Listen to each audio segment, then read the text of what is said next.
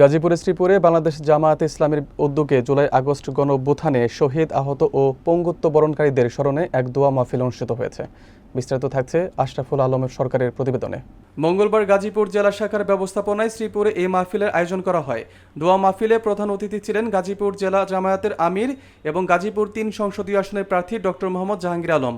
তিনি বলেন, জুলাই আগস্টের গণ আন্দোলনে যারা শহীদ হয়েছেন, আহত হয়েছেন বা পঙ্গু হয়েছেন, তাদের আত্মত্যাগ জাতি কৃতজ্ঞতার সঙ্গে স্মরণ করে আমরা বৈষম্যহীন, শোষণমুক্ত ও চাঁদাবাজ মুক্ত সমাজ গঠনের লক্ষ্যে কাজ করে যাচ্ছি।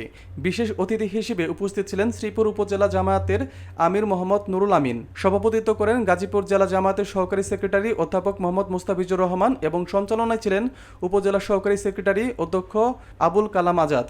অনুষ্ঠানে আরও বক্তব্য রাখেন গোসিঙ্গা ইউনিয়নের জামাত নেতা অধ্যক্ষ আমিরুল ইসলাম এবং জুলাই আন্দোলনের কর্মী হাসান হাবিব সহ অন্যান্য নেতৃবৃন্দ।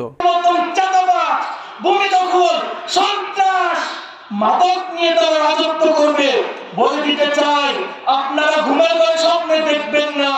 এই বাংলাদেশে এখনো জামাত ইসলামের লোকেরা জীবিত আছে, এই বাংলাদেশে এখনো ছাত্র শিবিরের ভাইয়েরা জীবিত আছে। আমরা শুধু একটি কথা বলতে চাই, আমরা কোনো চাঁদাবাজি রাজনীতিতে যাব না। আমরা জুলাই অভ্যুত্থানের জন্য করি নাই, আমরা মাদকের রাজনীতি কায়েম করতে দেব না। এই জন্য আমরা জনগণ জুলাই অভ্যুত্থান করি নাই। সেজন্য আমি সকলের কাছে বিনীত আবেদন করব, আপনারা যারা আছেন, যারা জুলাই অভ্যুত্থানে দল মত নির্বিশেষে ঝাঁপিয়ে পড়ছিলেন ফ্যাসিস্টদেরকে দূরীকরণ করার জন্য, দূর করার জন্য, তারা কি ভাবছেন ফ্যাসিস্ট দূর হয়ে গেছে?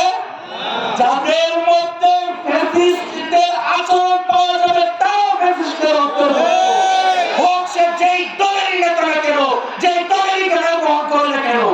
তাই বলবো, জুলাই আগস্টে তো জামাত শিবিরের উপরে দায়িত্ব অর্পণ করে আপনারা দেখেছেন সফলতা হতে বেশি সময় লাগে না।